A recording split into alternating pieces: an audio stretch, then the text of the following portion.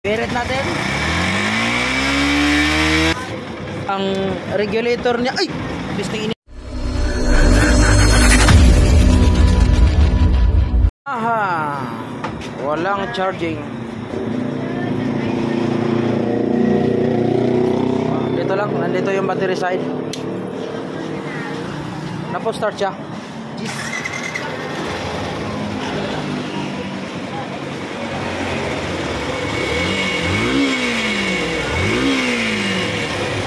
Testing mo na sa atin voltmeter.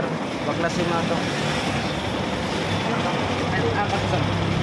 Ito lang kaya na-monitor mo dito.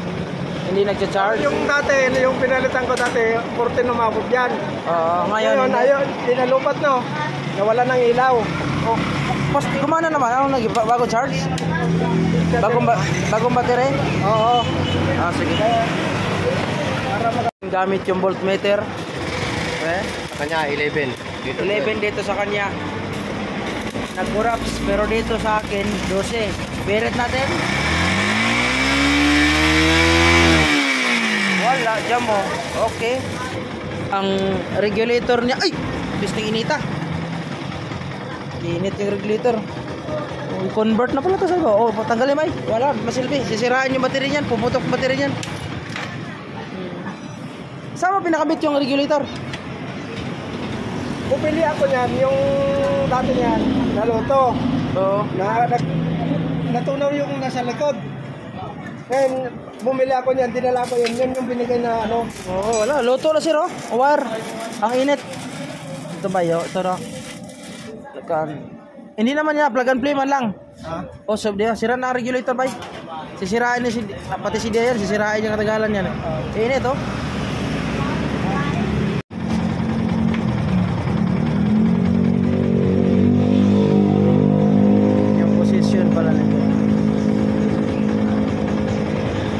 I-arrange mo lang ito, bay. Okay na yung ano niya, bay. Magcha-charge naman siya, eh. Maganda yung pumapalo ng ano niya, oh.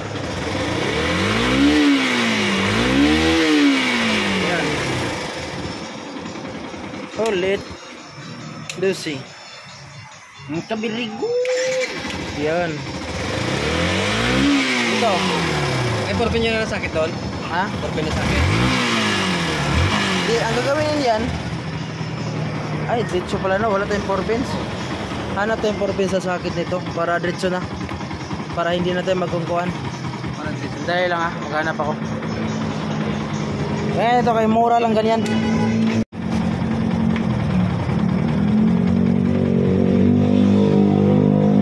Yung position pala nito. Okay. I-arrange mo lang ito, bay. Okay na yung ano niya, bay. Magcha-charge naman siya, eh. Maganda yung pumapalo.